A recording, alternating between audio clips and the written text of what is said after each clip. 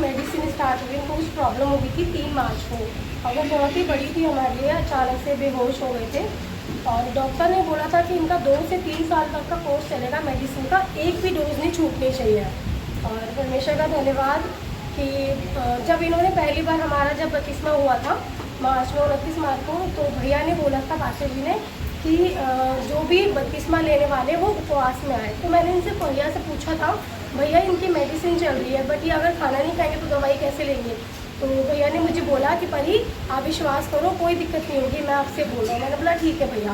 पहली बार इन्होंने मतलब बिना मेडिसिन के और वे उपवास में थे, और परमेश्वर का धन्यवाद कि इनको कोई दिक्कत नहीं हुई है।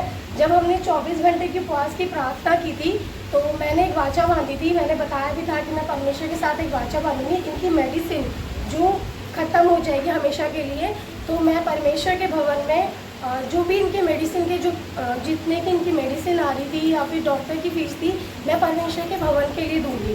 परमेश्वर का कोटि कोटि धन्यवाद करती हूँ। जब हम 24 घंटे के उपवास की जब हमने प्रार्थना रखी थी, तब मतलब मेरे हस्बैंड को कहीं ना कहीं चर्च में परमेश्वर दिखे और उनका ये विश्वास था कि परी मैं आज के बाद दवाइयाँ नहीं लूँगा।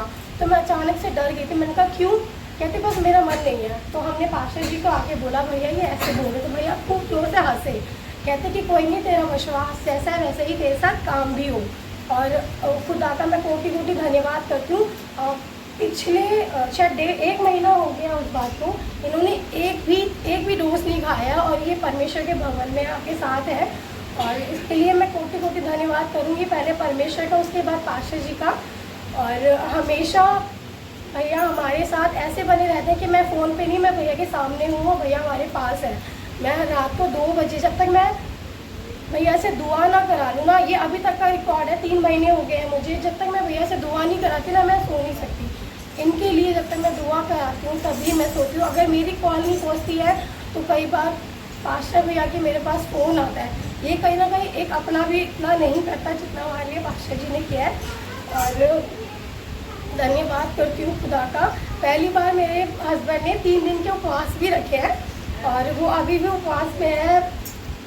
मतलब मेरे से ज़्यादा आनंदित बाइबल पे पढ़ना और खुदा की स्तुति। मैं इनसे बोल कुछ नहीं रही थी, लेकिन मैं खुद ही खुद मन में इतना परमेश्वर का धन्यवाद करी, इतने शायद मेरे पास शब्द भी वो कम है कि मैं खुदा का धन्यवाद करूं।